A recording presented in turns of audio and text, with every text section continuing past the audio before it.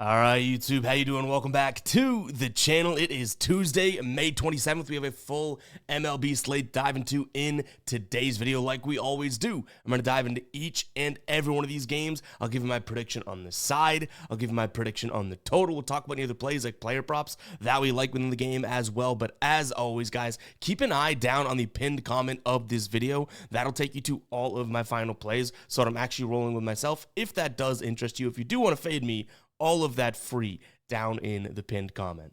All right, YouTube, how you doing? Welcome back to the channel. I tell you guys I'm a dummy all the time. They don't suck. They've just been sucking. Get them down to -3 for more juice than Jose Canseco in his prime. Tell me you're new without telling me you're new. So don't go jumping down my throat in the comments, right? If you want to fade me, or if you do want to ride me, this still leaves a bad taste in my mouth, right? And remember, more chins, more wins.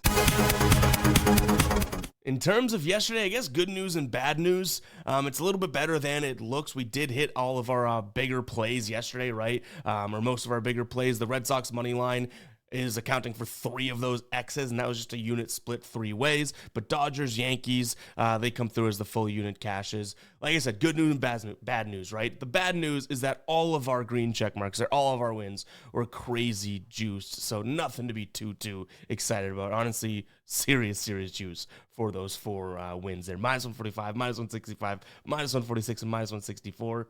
Yikes. And honestly, you know what? I guess we can stick with the bad news trend here. The ride of the day from my man, John, who had gone 3 straight taking dubs, does not come through yesterday. Jacob deGrom fails to get 7 strikeouts. Jacob deGrom fails to get a strikeout yesterday, and you can see here on the ride of the day tracker, John now has the longest current streak since we've been tracking the ride of the day. So shout out to John. You know what? We'll pump in a little bit of crowd noise because he did hit 3 prior to, and that's a pretty damn good hit rate, but the streak is over. If you guys don't know what the ride of the day is, it is simple. Just use that hashtag ride of the day, or ROTD, down in the comments. Give me your favorite play of the day. I jump on board with one person's play each and every day and give you a shout out in the next video, win or loss. I also post it on the website with the final plays, as well as Twitter/X if you want to check that out. If you win, we continue to ride with your plays. You're on the tracker there as well for everyone to see. If you do lose, you got to face the womp womp like John did today, and you still get the shout out though. So get those hashtag ride of the days. It is up for grabs down in the comments. But what do you say we jump into today's slate, guys?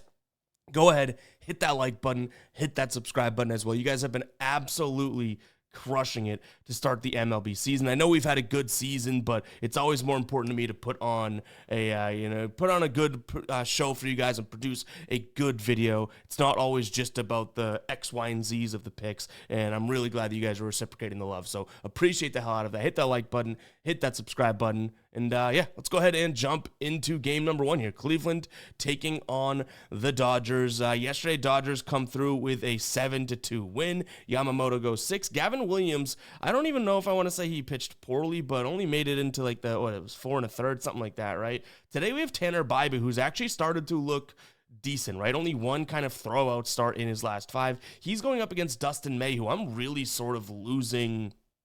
I don't know how to put this. Losing any sort of confidence in would be too strong of a statement, but honestly, I'm losing some confidence in Dustin May. What I will say is, I think this is similar to yesterday when I said, okay, we're looking at the Dodgers, plus 128 right now. I think that has to be the side that we look at, just because they are the Dodgers. This Cleveland team, it's not like they're an electric offense, right? Dodgers averaging almost 2 runs more than this Cleveland team per game this season. I think it's like almost 6 compared to just under 4. So I don't have all the faith in the world in this Cleveland team. Their bullpen is in a decent position. I think we can give them that credit, right? Whereas the Dodgers bullpen, they did throw a few guys yesterday, but the biggest thing with the Dodgers bullpen is what? They're massively injured, right? Like, they have starters and bullpen guys that would be top tier guys on other teams, and they're all out. So I do think that is the advantage.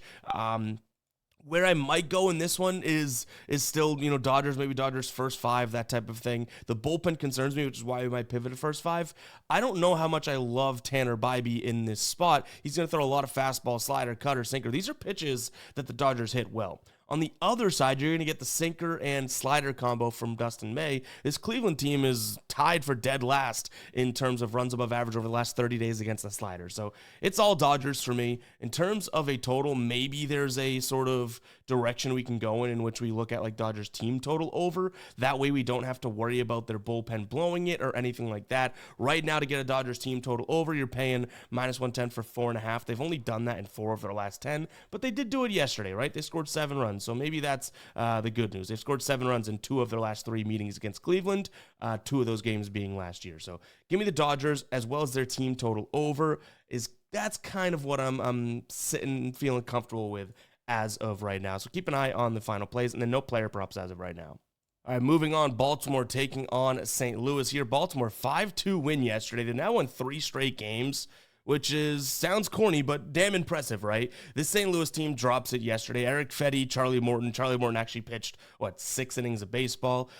If this Baltimore offense starts to get going, I do think that they are somehow, some way, the better team still, just based on their lineup. But it's crazy what this Cardinals team does. I feel like this Cardinals team constantly, looks mediocre, and then they just somehow squeak out decent season after decent season. Payante's on the mound for this Cardinals team. He's going to throw a ton of fastballs, sliders as well. Not exactly the best pitch mix for Baltimore, but Sugano, I kind of am starting to really come around on. He's got 1 ERA over his last 5, only averaging 4.6 pitches, 1.8 runs as well, so that's good to see, right? 5 strikeouts, just 1 walk, and he's averaging, I want to say it's like 14 pitches per inning, so he's getting out of these games. I kind of like the idea of him being able to keep the ball on the ground here, as well as, Payante, who kind of is one of the best in the game at keeping the ball on the ground. Am I crazy to consider a first 5 under between these two pitchers? I think Baltimore's offense may have some legs late, and St. Louis is just a good offense, right? So I'm a little worried about full game getting to these bullpens, but kind of like the idea of that. Now, I guess the concern would be that it looks like there's wind blowing directly out. It's going to be like 70 degrees, so sure, but the wind's blowing at that kind of dead center area in the outfield, which is the deepest part of the ballpark. So I would consider a first 5 under in this spot between these two squads. Like I said, Payante is just great at keeping the ball on the ground, which is huge, especially for this win, right? And if we flip it over to Sugano, 1, 2, 3, 4, 5, 6 straight games have gone under the first 5, and then only 1 has gone over the 5. It was a 4-2 game. They scored 4 runs, and then 1 was a push, and then his other 2. So he has hit this 8 of his last, 8? He's 8-1-1 this season to the under. When at home, 3-1-1. So I think the first 5 under actually could be something that we get behind here. That wind is, I think, less of a concern than we may think. I'm hoping Sugano kind of keeps it in the park, though, right? Like, that almost is what I'm more concerned with. But I kind of like the idea of Payante. Yeah, maybe he'll get a hit up. He doesn't have great chase rate or swing and miss percentage, anything like that. But the guy has a 3.14 fly ball to ground, or ground ball to fly ball rate. Like, that is incredible, right? And we know that about him. So first 5 under, and then, like I said, I think this Orioles team may be coming around to some degree. I'll lean towards them, but clearly we know which is our favorite play in this game. We've talked about it a couple times now. All right, Detroit taking on San Fran. Jack Flaherty on the mound going up against Logan Webb. Another spot in which I would consider some first 5 action. I think the concern is the pitch mix for me. So when we look at Jack Flaherty, he's going to pretty much give you fastball, slider. He'll mix in that knuckle curve. And then Logan Webb will give you the sinker, slider, changeup. All of those pitch mixes for both squads aren't all that terrible. I mean, San Fran can't hit the fastball, but, again, the nut curve and the slider, they do hit fairly well, so I kind of get a little worried about that. Yesterday was a very low-scoring game. Are we looking at this being like, oh, boy, now they're bottlenecked and they're just ready to go, today? Logan Webb, obviously a fantastic option always for the first 5, because he's another guy, like we just talked about with Payante, just keeps the ball on the ground, which, by the way, when I keep saying keeps the ball on the ground, you could still score runs when keeping the ball on the ground. And I want it to sound like if a guy has a good ground ball to fly ball rate, then he's a first 5 under lock. You can obviously, score runs by hitting it on the ground, but you don't score home runs by hitting it on the ground. And those are the things that really kill you in my consideration, in my opinion, I should say, when taking these first 5 unders. Do you get a 3-run home run in the beginning of the game that really puts you in a tough situation, that type of thing? So I do like to look for guys that have very good, ground ball to fly ball rates. So What I'd consider here would still be that first five. I just get a little concerned again about that pitch mix just overall. But Jack Flaherty, I'm hoping he can kind of bounce back after what we saw against that Cleveland team, because he is obviously a good pitcher. Didn't exactly have what we would consider one of his finer outings. He looked good through a couple innings, and all of a sudden it was like, you know what I mean? So yeah, we're going to go ahead and probably take a peek at that first 500. You can get it at 4.5 still. You're paying a lot of juice, but the full game total is 7. 7 runs for 9 innings. We're getting 4.5 for 5 innings. I'm okay to pay a little bit of juice there. If I had to pick a side, I think I would still trust San Francisco. I leaned that way yesterday. Didn't necessarily work out, but I think that this is going to be a Logan Webb decent performance here. He's got 30 plate appearances in the past against this current Tigers roster, a 103 average against, strikeout rate of 40%, a WOBA of 161. So Logan Webb should be able to deal here at least to some degree. And yeah, this Tigers offense, they've kind of started to look a little inconsistent. I mean, I don't want to say that too harshly, but they have to some degree.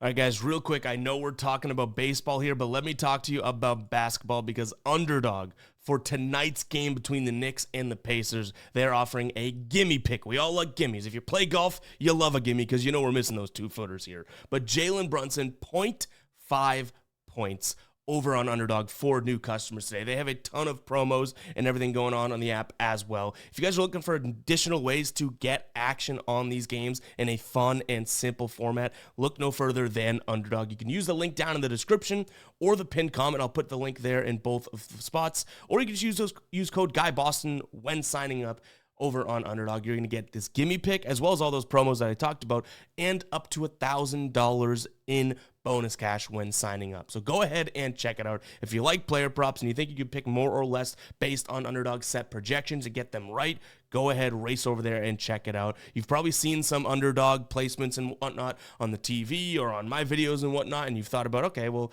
I don't know, maybe I'll sign up someday. Make it today. You get this free square and all of those other goodies that I talked about. So check out that link down in the description as well as the pinned comment. Underdog has been a blast to use since I downloaded it just about a year ago now. It's been really, really fun. I love it for baseball. I know we're talking basketball here, but so quick and easy to get additional action in on the game. So check it out, guys. That link will be down below in the description as well as the pinned comment. Now let's jump back into these games here today. All right, this one's tough. We have Ranger Suarez going up against Atlanta's Spencer Strider. Now, Spencer Strider, only a couple starts on the season, and he really hasn't looked all that great. He started early in the year coming back from injury, and then got injured, and then had another start coming back from injury, right? So I feel like he should be in an okay situation against this squad. I mean, his numbers against this Phillies roster is crazy, or are crazy. And same thing with Ranger Suarez. We'll start with Spencer Strider. 225 plate appearances against the current Phillies rosters, the guys that make up the roster. 36.4% K rate, 193 average against, a WOBA of 268. Flipping over to the Ranger Suarez side, 172 in terms of plate appearances against, a 21% K rate, average against of 241, still good. No Spencer Strider level though, a WOBA of 319. So both of these guys look like they could be fairly, I guess, in good situations. My problem is I don't know if I'm ready to back Spencer Strider yet. Like, when healthy, that guy falls into the Evaldi, Gallen, and Gosman sort of category for me. I guess Pablo Lopez, fringe guy there too. These pitchers that, for whatever reason, even though they're studs, I mean, that's the reason, right? It's not like for whatever reason. But those guys I love to back, and I think that they can beat any team, that type of thing. Zach Gallen especially, even though sometimes I'm eating my words. But I just don't know if I'm ready for that Spencer Strider, you know what I mean? And throw in the fact that Ranger Suarez has been okay, and he's pitches from the left side. This Braves team is not very good from the left. I think I have to lean towards the Phillies, which kind of feels weird fading one of the guys that, I don't know if I've ever faded Spencer Strider in final play, so I don't know if we get there today, but feels kind of weird. So I'll go Phillies, but I don't mind the idea of an under. If there's a chance, like, Spencer Strider comes out here and could deal, right? Like, he's still very, very good, and if Ranger Suarez just keeps doing what he's doing, then boom, like we're in a good little spot. So I'm going to lean Phillies as well as the under. I will say, I think this could be a sneaky sort of player prop spot to look at, a few unders for some of these guys. So I only have one as of right now. I have two. I'll share I have a few that are still kind of fringe, right? So the one that I do think could be a final play here just off the bat would be Murphy. just given the fact that, we're going to see a lot of fastballs from Ranger Suarez. He's not all that great against the fastball. That's kind of the only reason, right? And then the three that I have on the back burner right now would be Michael Harris. He's not very good against lefties. He's not very good against Ranger Suarez.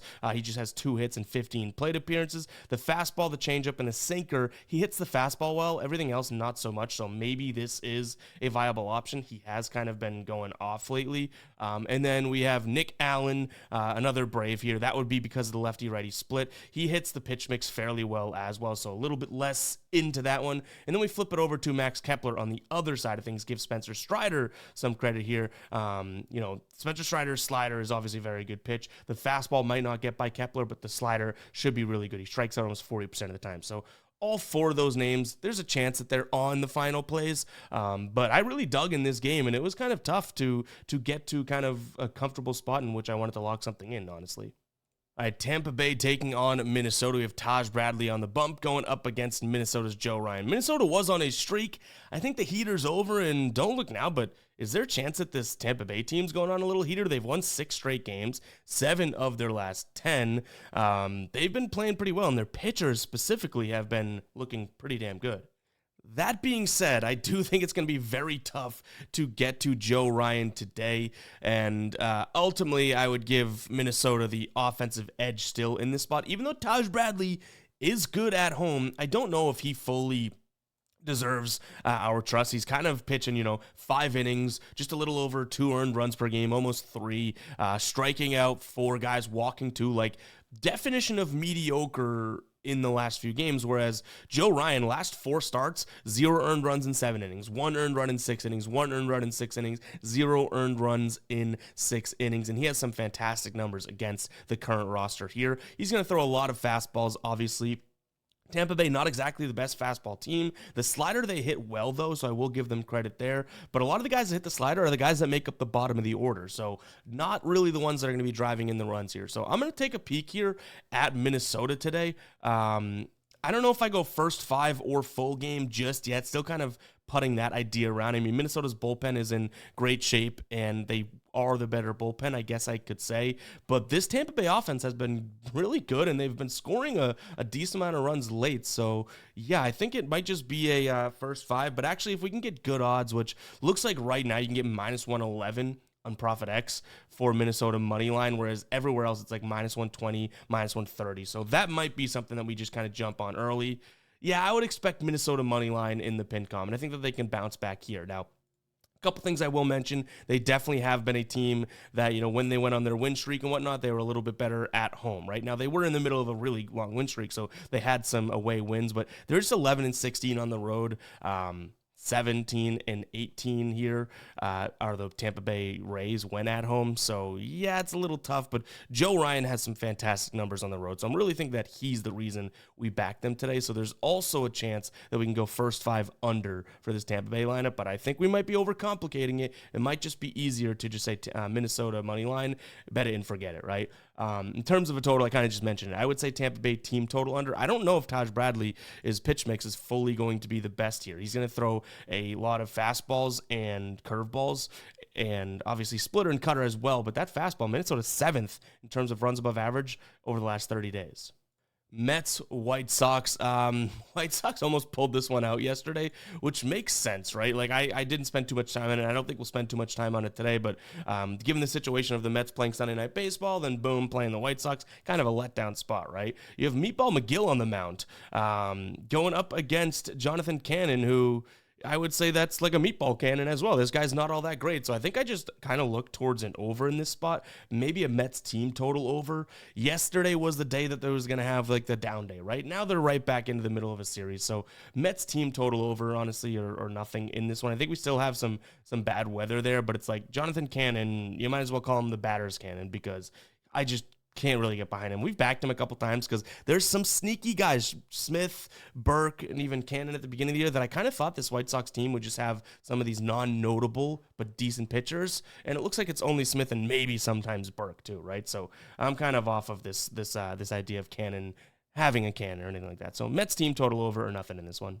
All right, Milwaukee taking on Boston. This Red Sox team is very, very confusing. And I say that as someone that watches them every day, right? Because that's why I'm confused. They have a heck of a lineup, like they do. I know that sounds like corny being like, they have a heck of a lineup. They literally have such a good lineup, even without Bregman and that type of thing. Yet they're only putting up a limited amount of runs per game, right? And now they're going up against my man Aaron Savale, who I would say, a couple of years ago probably actually fell into that boat where I was like backing him a lot and whatnot. But, you know, he doesn't really have the biggest of sample size here. He has one start March 30th, and then he has his last start on the 22nd. So obviously this is a guy that doesn't have much of the sample size. I think he's only pitched like 7 innings so far this season because of injury and because of being out.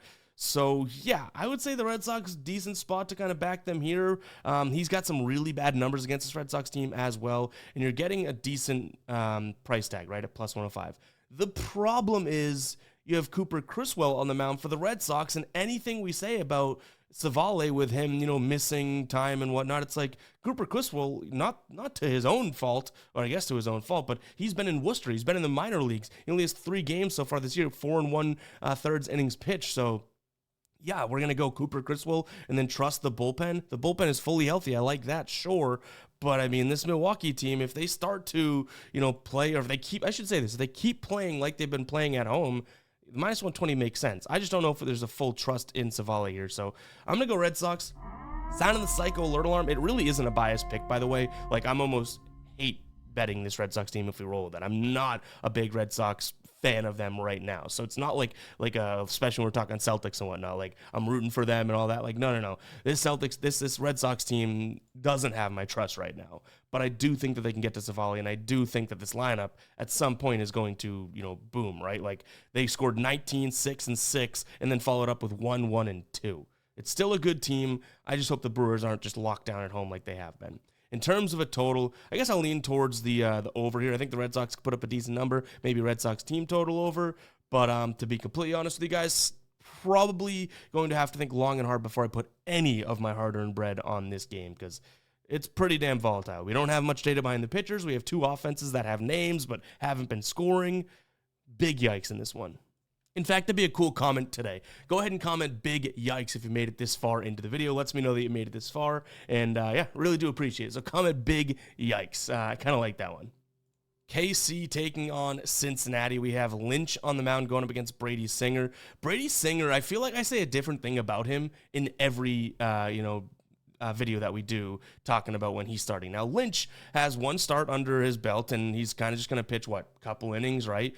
So I think he has some decent numbers that we can look at, especially against the Cincinnati offense that we could say has been struggling. I think that that's fairly safe to say. But when they're struggling, they're making these timely hits. Like Cincinnati will get a few guys on base, and it's like automatic that they're coming in, right? Even though they strike out 4 times in a row before it. So I should say that maybe struggling is not the right word. We've been saying it all year long, right? The consistency is more of a concern. And at this point, when they've scored, let's see their last 4 games. I know it was high. 6, 8, and 7 runs. What have we been saying about Cincinnati? They score a bunch of runs, and then they go into this lull, and then they come back. At what point does the lull start? That would be my concern, right? KC still doesn't seem like it's all that great of an offense, and you do have Brady Singer against that squad, right? Against this old squad, so maybe there's a little bit of added motivation there. For plus money, I don't mind the idea of the Reds here in this spot, just because it's plus money, though. So I don't want it to sound like I'm getting carried away being like I love the Reds. I just think Brady Singer versus a committee pitching, out of the Royals today is a little bit better. Brady Singer is, like I said, we're saying different things about him every single start, but he's coming off of a couple decent starts. Like if he can go 5 innings and 2 earned runs in this one and only allowed 2, I think that that's good enough to be able to beat this Royals team. So I'll lean towards the Reds. I'll also say that the Reds, maybe don't score as many runs today, so I'll lean slightly towards the under, but we talked about big yikes and kind of volatility of the last game. This one is too, because you don't know exactly what you're going to get out of Brady Singer, and then you definitely don't know exactly what you're going to get out of this Kansas City team. They have a bunch of bullpen arms most likely pitching today. All right, Cubs taking on the Rockies here. We don't have a total listed on the graphic, but we now do have an updated total. So at first, we didn't have it, and that's what that means. But now it's 7.5, which anytime it's really low like that, you know that there's some bad weather coming in, or a bad weather there in Chicago, which has kind of seemed like it's been the case for the last couple weeks, I almost want to say, or maybe a week. 3-1 win for the Cubs yesterday. Now it's German Marquez on the mound going up against Cade Horton. Cade Horton has two decent starts under his belt. I would say his most recent start's a little bit better. That was against Miami. I still think this is a Cubs spot. Maybe it's like a Cubs and Mets money line play today, because this Rockies team stinks, and throw in some bad weather, and I don't think that they really score. In terms of a total, though, I think the Cubs can put up a decent number off Marquez, even with this crazy wind. So maybe Cubs team total over, but the weather may keep me off of that today.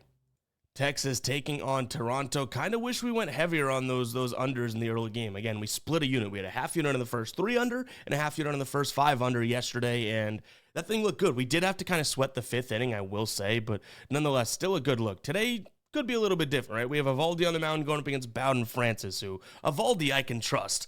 Bowden Francis, not exactly so much. So I am going to give the nod to the Rangers here. I just worry about their offense. You know what I mean? Like, Eovaldi, I can sit here and probably say, yeah, I think that they're confident to come in here and play well, but I worry about the Rangers offense. So maybe I start leaning towards another first 5 under or something like that. One thing I will mention is the Rangers did score 5 runs in 2 straight games before yesterday's 1-run performance, and that was against Gosman. So it's like Bowden Francis, whatever the hell the kid's name is not Kevin Gosman. Kevin Gosman pitched, what, was it 8 innings yesterday, 7 innings? So it's like, I'm a little worried about that.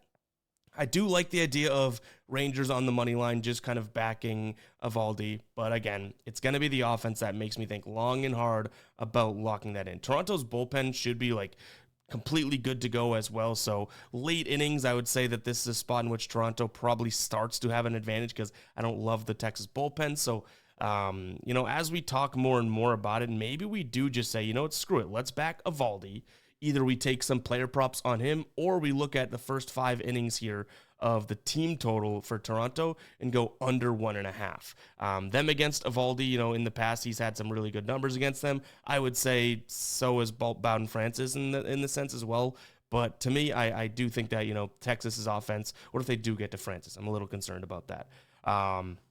But okay, you know what? I think we might bite the bullet. It's either going to be, I think we got a final play brewing in this game. Either Blue Jays first 5 under, or we just say, you know what? Francis has shown some life, and this Texas lineup still is tough. Let's go first 5 under for the game, because we can hopefully count on Eovaldi, right? And right now, you're getting decent odds, under 4.5 here for -125. Yeah, I don't know if I could pass that up. It looks like elsewhere, this is in the -130s, -135 on FD. Okay, you know what? I'm sold. You guys just saw a real-time selling. You could probably expect, I should say, a first 5 under 4.5 in the pinned comment. If we look at this from a starting pitcher perspective here, on the season, Francis, 50-50 to his first 5 under 4.5s. On the road, he's 2-2 as well, but that's not bad when you look at it from an Eovaldi perspective, who's 3-1 to the first 5 under and in home starts, and he's hit it in, let's see, what is this? That is 8 of his 11 starts this year. So hopefully we get an Eovaldi performance that can kind of carry the weight, and then Francis can just be good. Whew, talked a lot there. I'm going to lean Texas in the first 5 under, and I think we did actually have some unders. It was Springer, Simeon, and I thought we had another. Okay, well, we'll start with this. We have Springer and Simeon, like the first 5 under. Springer just has not been all that great since the start of the season. He only has hit this in 1 game out of his last 10. And then the other side of things, Simeon is getting on base, but I do like the idea of Eovaldi again. Simeon has 1 hit through 6 plate appearances, and Simeon just kind of like, I'm not gonna lie, Simeon kind of stinks, right? Like, he's not doing what this team needs him to do. And against righties on the season, he's batting 164. So both of those spots could be something that we consider as well. Again, that's Springer and Simeon in terms of unders. Maybe we go a half unit on each of those, and kind of, at least that way we're not going too crazy in this game, because I do think still what we like the most would be that first 5 under, and those kind of correlate too. Not much action in the first 5. Boom, these guys most likely aren't doing too much. Houston taking on the Athletics, and I'm glad Hunter Brown is starting to. Now, he has been. I'm just going to sound like I'm saying he hasn't been getting his recognition, but Hunter Brown is now at the point where he's getting those -210 kind of home money line, or the money line odds and whatnot, right? Which is good because Hunter Brown is fantastic. He's going up against JP Sears today. When you look at the matchup for JP Sears, he's going to throw a lot of sliders and fastballs and changeups. If he sticks away from the slider, Houston should be able to hit him. But the slider, he might have a little secret recipe there. The problem is, again, you have Hunter Brown, you have the better bullpen, you have the better offense, and you have a pitch mix that does seem like he could throw kind of a plethora of pitches to get this A's team out. So I don't mind the idea of Sears actually doing okay today, but Hunter Brown kind of dominating. So give me Houston on the money line, maybe in the first 5 as well. Right now you can get them first 5 run line. Actually, what is the weather in this one? Because if it's bad weather, I might take more of a peek at a first 5 under now that I say it out loud. And we've talked about a lot of first 5 unders today. I know that, but let's see. Under first 5, JP, yeah, so not the best weather. JP Sears has been fantastic. Wow, 1, 2, 3, 4, 7 straight road starts for him. He's gone under this one. Hunter Brown, obviously kind of a stud at home. I think we just found a play kind of accidentally there. I was looking to see what we'd get the Astros for in the first 5 in terms of their run line, right? But I think we might have just stumbled into a nice look at a first 5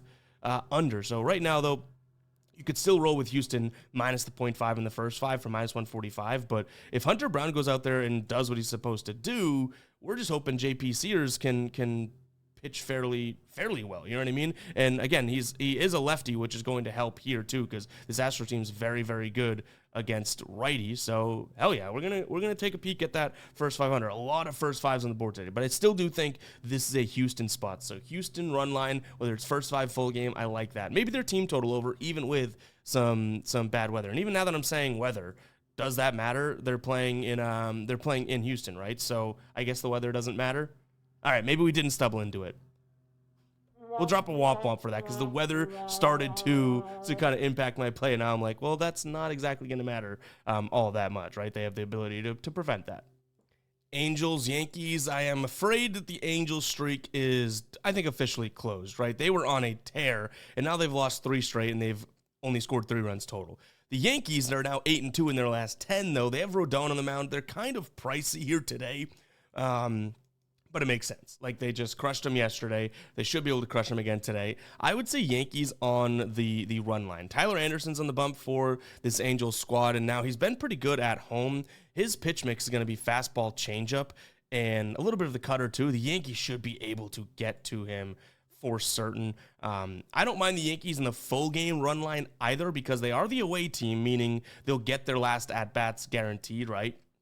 Because it'll be the top of the 9th. So I don't mind that, but I kind of like the idea of them just going out there and, winning the first 5. What we've also considered here would be the Yankees double result, which could be something to look at. They have to be winning after the first 5 and win the full game. That ain't all that bad, but I will say at the end of the day, if you like that and they have to be winning after the first 5, you could just look at them for pretty similar price tag in the first 5 minus 130, and you'd be getting that. So that's probably would be where we go. Rodon, I think, has been really, really, really good, and Tyler Anderson, not exactly so much. We look at these two guys in their careers against the roster, haven't been terrible, honestly, in Tyler Anderson, but still, I think this is a spot in which, Rodon should be able to have the upper edge, and the Yankees go out there and score a decent amount of runs. So I'll lean Yankees in the first 5 run line. Just go out there and be the better team. Kind of simple as that. In terms of a total, I was thinking about Yankees team total over, but the more and more I looked into it, I actually started to kind of favor an Angels team total under, which could be a little dicey given the fact that you'd have to be playing it at right now at 3.5. Oh, 3.5 for, minus 110, but they have hit it in 3 straight games. And if they are truly done with their streak, then we shouldn't be all that worried about it, right? They went on that little run, for what, 7 when they started against the Dodgers. But prior to that, it really hasn't been the easiest of go for them. So that's a consideration. But I think if we go Yankees run line, that's enough to get us kind of juiced on the game and have everything we need, right? And actually, now that I look at it more, I like Luis Rengifo here, under 1.5 hits, runs, and RBIs. Really looks like he struggles against lefties and the pitch mix overall. So I think that can also be a play that we're considering there. Probably a full unit look as well. I mean, it is minus 165, but again, the way I roll with baseball and bet baseball is a lot different than a lot of people. Minus 165, that's probably the end of the road for me, but if I'm seeing minus 170s, minus 180s on other books, I'm viewing that 20 cents of value more so than the fact that, yeah, it's minus 165, it's crazy juice. You know what I mean? And we have to keep our win rate high in plays in those types of situations. But again, I'm comparing it to other books. So I don't mind that minus 165, really. I think that we could go, honestly, a full unit on that and a full unit on the Yankees run line in the first 5. Keep an eye on the final plays. All right, Zona taking on Pittsburgh. Corbin Burns going up against Mike Burrows. Maybe another peek at Arizona in the first 5. I think that's the only thing that we can really do here. Like the idea of the first 5 under yesterday, and that would have panned out okay, right? We would have pushed if we had rolled with it. Heaney did kind of get hit up. Ryan Nelson looked really good pitching into the 7th inning, but Burrows worries me if you're liking Pittsburgh at all. Corbin Burns, this is the type of squad that he should be able to go out there and pitch well against, right? Especially given the fact that he's going to throw a lot of cutters and kind of high-speed pitches there with the fastball as well. Pittsburgh shouldn't be all that fantastic at it, and Burrows is going to throw a lot of fastballs, and that's a pitch that Arizona hits pretty damn well. So how do we make this work? I would say Arizona, just like yesterday, in the first 5. I also don't mind the idea of their first 5 team total, though, because Corbin Burns hasn't exactly been like the easiest of guys to back, right? So sure, maybe that's of consideration, but I do think that just saying go out there and win the first 5, meaning, minus 0.5 in the first 5, could be a decent look. Now, the problem is you're paying minus 165. That's probably where you lose me, because this is a spot in which you need to get a run differential of at least 1 in the first 5. That doesn't seem like that juice is worth the squeeze. You know what I mean? I'd be looking for minus 130 or something like that. For a money line with push potential, maybe I'd consider the minus 165, because, again, you have the little benefit of the push potential. Not so much in this one. So this is probably going to be a spot in which, yeah, we keep trying to back Corbin Burns. We'll see if we can get there. But I'll lean towards Arizona's team total over, maybe the full game over, just because I do think that, the Diamondbacks can put up a good number and their first 5 run line. But I think it's going to be tough to get either or any of those down. San Diego taking on Miami. On the mound, we have Steven Kolek going up against Max Meyer. Don't look now, but based on the pitching matchup, I do think this could be a sneaky spot to maybe, potentially, kind of, sort of want to back Max Meyer. Kolek hasn't been all that great. I mean, he started off pretty well and not so much anymore. And Miami's Max Meyer has been decent, right? It looks like in his last couple starts, he's kind of finding something. Now, one was against the Cubs, I give him credit for. The other one against Tampa Bay, maybe not so much. But to me, I don't know, maybe I'm crazy, but I think there's a slight pitching advantage on the Miami side of things. I think Meyer has a lot of potential. So yeah, for the price that we get, that would be where I go. It's not like the San Diego offense is in a great place right now, right? They just won 4-3 yesterday, and they haven't really scored that many runs as of late. So Miami doesn't need a bunch. Like, we just need Meyer to be good, and this could look pretty good, right? So in terms of your best odds right now, and again, I talk about this and say, oh, I like Miami. Yeah, plus 150. Yikes. I talk about them, but I don't know if I have the cojones to drop them on the table and say, all right, we're taking Miami in San Diego. You know what I mean? So that is that. I will admit that, but and I think their bullpen is like crazy taxed, if I'm not mistaken, but so is San Diego. So maybe we just take a peek at an over today. Maybe we keep it simple. Over 8 with a slight lean towards Miami, but if both bullpens are taxed, that means we might never be down and out of this game, right? Even in the late innings, we could see some runs come home. All right, Seattle taking on the Nationals. Logan Evans on the mound going against Mitchell Parker. This is definitely a spot in which I would say Seattle's bats have an advantage. You have fastballs coming in, the splitters also in there, curveballs. These pitches are decent for Seattle, and throwing the fact that they're going up against a lefty, they hit lefties very well. The problem is that minus 155 price tag backing Logan Evans. I know some people out there like Logan Evans and think he's serviceable. I think he is a hit or miss type of a guy overall. So I do kind of worry about him. And Mitchell Parker has been half decent. I mean, his numbers look terrible, but some of his advanced numbers at home, like his average against and his FIP and all that, look okay. So I'm going to lean Seattle, but there's a little bit in there of like maybe Mitchell Parker pitches well. And what if Washington goes out there and does hit this this guy, you know what I mean? So kind of tough for me to judge this one, but I'm going to lean towards this Mariners team because I do think that they have the better pieces overall, and that Washington bullpen's a nightmare, whether they're taxed or not or anything. I would never really want to get behind them. So yeah, I mean, they should be pretty fresh, right? But Seattle's is fresh as well. So advantage all the way around to Seattle. So give me them and maybe a peek at I guess I would say I almost want to say under because I think one of these bats or pitchers, like one of them has a good game. So I think this is going to be a lopsided game. With a lopsided game, it's tough to get to 8. So I'm going to lean under in this one, but I think that there's a chance either Seattle or Washington does get to the pitcher, which the fact that we can coin flip and say who it is probably keeps us off of a side altogether. You know what I mean? But guys, it's going to wrap it up for today's show. Hopefully you guys did enjoy. If you did, go ahead and hit that like button, hit that subscribe button as well. Make sure to get those hashtag ride of the days down in the comments, and really do appreciate you spending some time with me. It was a long one today, but you know what? I love doing this stuff, and hopefully you guys do enjoy watching. We'll catch you guys in the next one, right? Peace out.